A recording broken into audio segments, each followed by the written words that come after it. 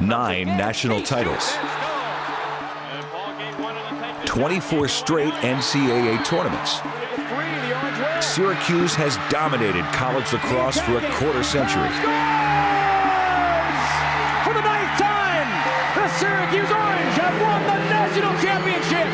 They are kings of the college lacrosse world once again. But last year, that all came crashing down. For the first time in over 30 years, the Orange finished with a losing record.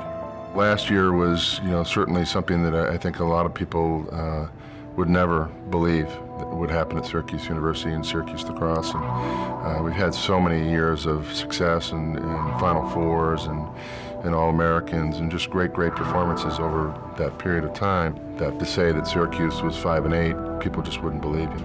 Knowing that you are part of the team that broke the streak to the playoffs really kills you, and then knowing that you have a losing record and haven't been like that in years, it kills you, but you got to put that behind you. It's a tough feeling. It's something that I never really felt before in my entire life. You just feel completely defeated. Much of the blame for last season's 5-8 record falls on Syracuse's defense, which ranked 48th in the country. It never seemed like the machine was clicking. All the parts were working together, and when they did work together, it was great. It was a beautiful thing, and we won some nice games. But when they weren't working, it was horrible. There's no excuse for 12 goals a game.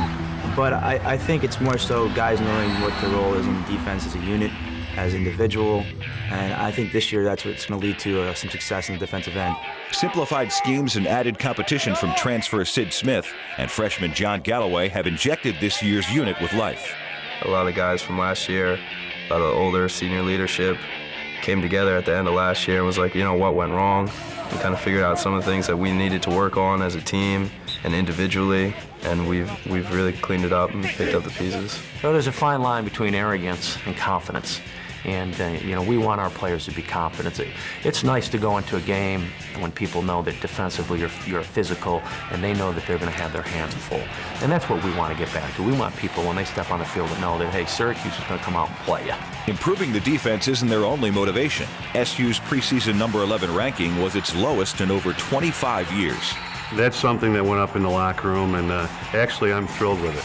No longer are the days where you can show up and play against a team and just by putting on the Syracuse jersey can you go out and win the game.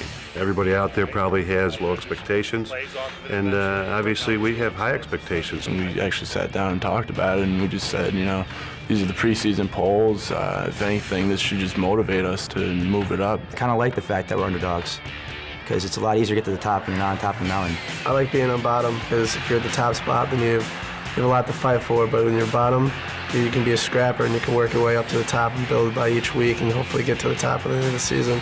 The attitude on the team is night and day compared to last year.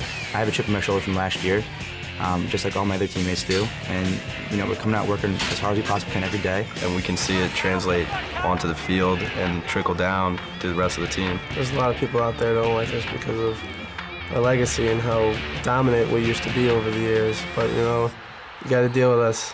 That's who we are. Like being number one.